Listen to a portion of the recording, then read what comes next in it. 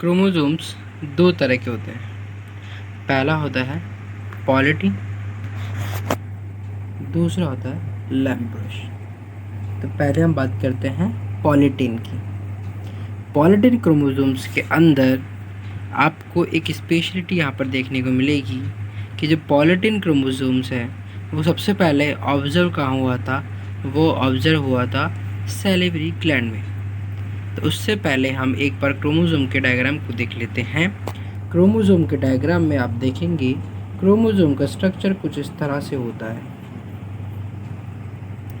और इसमें भी आपको एक चीज़ देखने को मिलेगी कि एक तो बीच में सेंट्रोमियर प्रेजेंट होता है और ऊपर की साइड अगर आप ऊपर की साइड क्रोमोसोम में देखेंगे तो आपको मिलेगा टेलोमियर चारों एंड पे, चारों आर्म पे। तो यहीं पे ये दिखाया गया है कि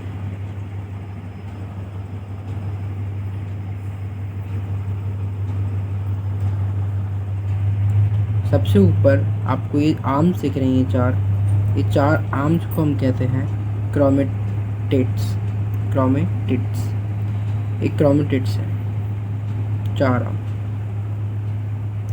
इसके अलावा क्रोमेटिड्स की एंड्स के ऊपर, क्रोमोसोम्स के एंड पर आपको रेड कलर की स्ट्रक्चर दिख रही है। इस रेड कलर की स्ट्रक्चर को हम कहते हैं टेलोमियर। एंड जो बीच में आपको डिस्क लाइक स्ट्रक्चर दिख रही है, ऐसे ही क्रोमोसोम है। तो क्रोमोसोम के अंदर आपको साइड के अंदर, सेंट्रोमियर के अंदर आपको एक डिस्क लाइक स्ट्रक्चर साइड में दिखेगी। तो इस डिस्क लाइक स्ट्रक्चर हमने नाम दिया है काइनेटोकोर। इसी के साथ में काइनेटोकोर के अलावा आपको यहाँ पर सेंट्रोमियर देखने को मिल रहा है। तो ये क्रोमोसोम की स्ट्रक्चर है। अब बात करते हैं पॉलीटिन की।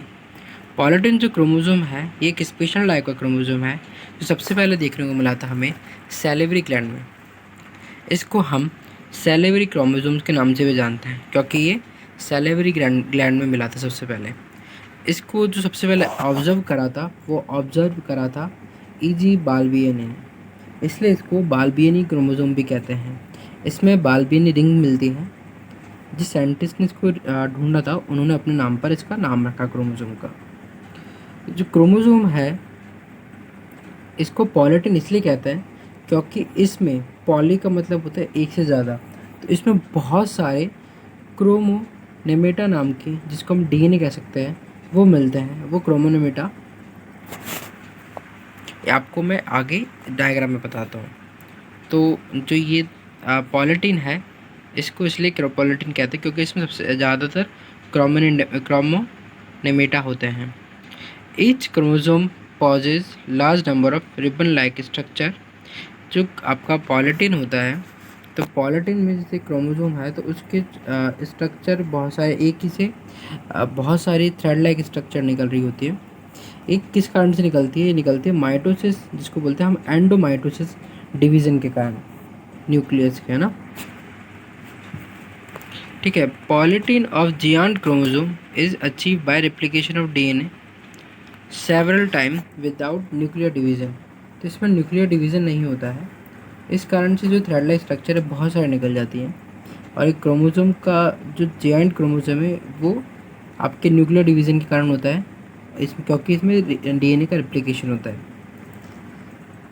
और इसी कारण से जो क्रोमेटिड अभी बताया था, इसी ऐसे क्रोमोसोम होते हैं तो इसमें भी बहुत सारी ऐसे थ्रेड लाइक स्ट्रक्चर निकलती है। तो ये क्या होता है, ये सेपरेट नहीं हो पाती इसी कारण से। पॉलीटिन क्रोमोसोम कंसिस्ट डार्क बैंड और इंटर बैंड। तो इसमें भी डायग्राम में आपको बताऊंगा कि डार्क बैंड और इंटर बैंड मिलते हैं इसमें आपको। और इसमें जो स्वेलन लाइक स्ट्रक्चर, जो बाल्बियनी रिंग की मैं बात कर रहा हूँ, वो बाल्बियनी रिंग बीच में सेंटर में स्वेलन लाइक स्ट्रक्चर होती है, आपको फूली हुई दिखेगी। और जो बाल्बियनी रिंग है वो जेनेटिकली एक्टिव होती है। जेनेटिकली एक्टिव मतलब यहाँ पर सिंथेसिस होती है एक तो mRNA की, और ये साइट है प्रोटीन और DNA के लिए भी। तो यहाँ पर डायग्राम में देखते हैं अब हम पॉलीटिन क्रोमोसोम। पॉलीटिन क्रोमोसोम के अंदर आपको ये ब्लैक कलर के डार्क बैंड दिख रहे हैं, और जो डार्क बैंड और दो डार्क बैंड के बीच का जो स्पेस है इसको हम कहते हैं इंटर बैंड। तो अभी दो बैंड मिलेंगे आपको, एक तो इंटर बैंड और एक डार्क बैंड।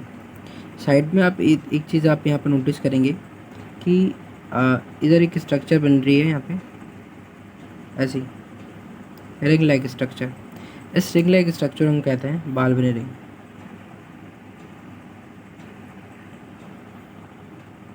रिंग लाइक जो स्ट्रक्चर है बाल्बिनी रिंग, इसको हम इसको कहते हैं बाल्बिनी रिंग। ठीक है, तो ये था पॉलीटिन क्रोमोसोम। अब बात करते हैं हम लैम्प ब्रुश। लैम्प ब्रुश क्या होता है?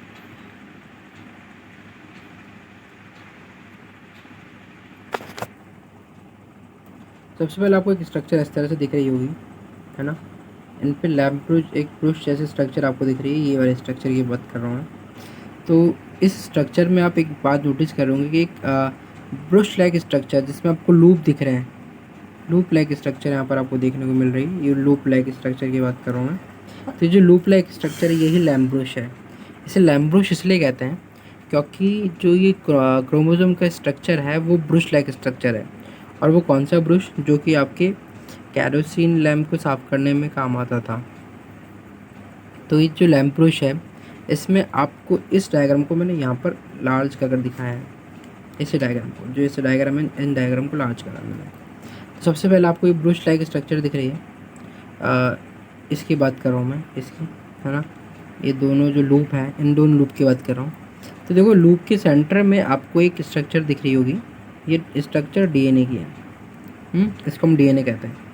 एक जो ये जो लंबी एक्सेस है, जो ये बीच में इस तरह की डंडी से बन रही है जिनके द्वारा आपके ब्रुश अटैच है, उसको हम कहते हैं क्रोमोसोम एक्सेस। इसी के साथ में जो स्ट्रक्चर है ये वाली, एक सेकेंड,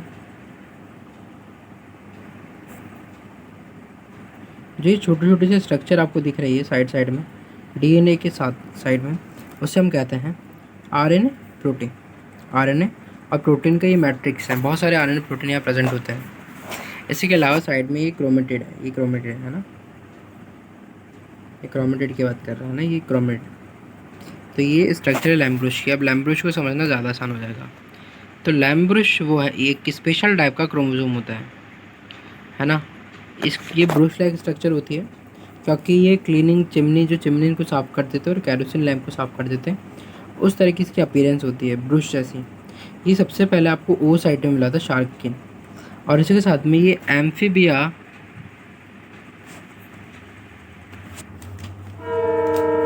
ये शार्क के ओ साइट में मिला था। इसके साथ में ये ओ साइट के बर्ड्स के ओ साइड में और एम्फीबिया के ओ साइड में भी मिला था। इसमें स्पेशल बात ये आपको दिखेगी कि लैम्प ब्रुश आपको डिप्लोटिन स्टेज में बहुत अच्छा से इजीली विजिबल होगा। डिप्लोटिन स्टेज कौन सी स्टेज में मिलती है? आपकी माइटोसिस प्रोफेज में मिलता है आपको, वो मियोसिस प्रोफेज, सॉरी मियोसिस बहुत कम सेल्स का, है ना, रिड्यूस हो जाती है सेल्स वाली बात कर रहा हूँ मैं। तो ये डिप्लोटिन स्टेज में मिलता है। It is larger than polytene chromosome. जो ये लैम्प ब्रुश है ये पॉलीटिन क्रोमोसोम से बड़ा होता है, इसके स्ट्रक्चर का साइज़ बड़ा होता है। अब जो लैम्प ब्रुश है उसमें आपने एक बात नोटिस करी होगी कि क्रोमोसोम एक्सेस है, इसके इस तरह से साइड में आपके डीएनए और क्रोमेटिड्स बने हुए थे। तो जो लूप है, ये लूप हमेशा आपको पेयर में मिलेंगे और एक क्रोमेटिड से ओरिजिनेट होते हैं। वन लूप, एक लूप कहाँ से प्रेजेंट होता है, कहाँ से बन रहा है? एक लूप बन रहा है आपके एक लूप आपके क्रोमेटिड से निकलता है, ठीक है। Loop surrounded by RNA protein. तो स्ट्रक्चर में आपने देखा था कि इस तरह एक लूप होता है, उसके चारों तरफ इस तरह से कुछ स्ट्रक्चर प्रेजेंट थी, तो उसको हम बात करते हैं, इसको हम कहते थे आरएनए प्रोटीन। आरएनए प्रोटीन आसपास प्रेजेंट होते हैं। Chromosome axis is present through which loops attaches. तो क्रोमोसोम एक्सिस, बीच के एक्सिस की मैं बात कर रहा हूँ, क्रोमोसोम एक्सिस जो थी वो ही इसी की बात कर रहा हूँ। और जो लास्ट है कि एक क्रोमोसोम जो होता है आपका लैम्प ब्रुश, उसमें 10 से 15,000 लूप्स प्रेजेंट होते हैं। एक लास्ट पॉइंट है, 10 से 15,000, 10 to 15 के प्रेजेंट होते हैं आपके लूप एक लैम्प ब्रुश में, एक लैम्प ब्रुश क्रोमोसोम में, है ना। तो यही था लैम्प ब्रुश और पॉलीटिन। Thank you.